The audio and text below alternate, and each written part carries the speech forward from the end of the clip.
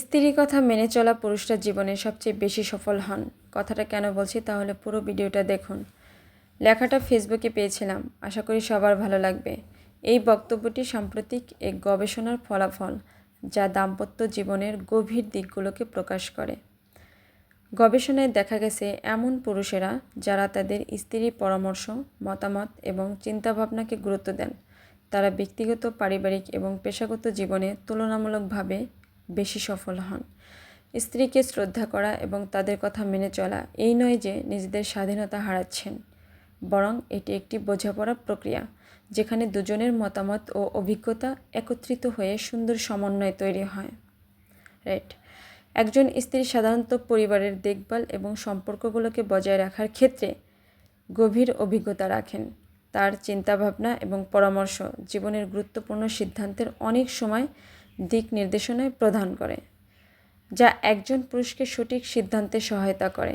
গবেষণায় ঠিক এই উল্লেখ করছেন যে পুরুষেরা যারা তাদের স্ত্রীর সঙ্গে নিয়মিত আলোচনা করেন এবং তাকে জীবনের অংশীদার হিসেবে দেখেন, তাদের সম্পর্ক আরও মজবুত হয়। এই বোঝাপড়া কেবল পারিবারিক সুখের নয়, কর্মক্ষেত্রে স্থিতিশীলতা এবং মানসিক শান্তিও নিয়ে আসে। স্ত্রীদের একটি স্বাভাবিক অনুভূতি রয়েছে যা অনেক সময় জীবনের জটিল সমস্যাগুলোর সহজ সমাধান বের করতে সাহায্য করে। তাছাড়া একজন স্ত্রীকে সম্মান জানানো এবং তার মতামতের প্রতি গুরুত্ব দেওয়া পুরুষদের ব্যক্তিত্বের আরও পরিপূর্ণ করে তোলে। এটি তাদের ধৈর্যশীল, সহানুভূতিশীল ও দায়িত্বশীল হিসেবে গড়ে তোলে। পারস্পরিক শ্রদ্ধা এবং ভালোবাসার এই সম্পর্ক শুধু দাম্পত্য জীবন নয়, বরং পেশাগত জীবনে ইতিবাচক প্রভাব ফেলে।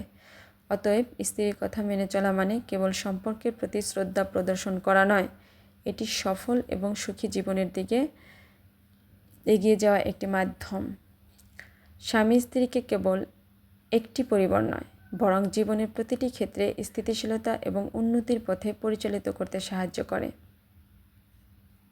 কাজেই স্ত্রীর কথা গুরুত্ব দিয়ে শোনা এবং তার পরামর্শ গ্রহণ করা পুরুষদের জীবনে সফলতার অন্যতম চাবিকাঠি। ফলাফল, যা দাম্পত্য জীবনের গভীর দিকগুলোকে প্রকাশ করে।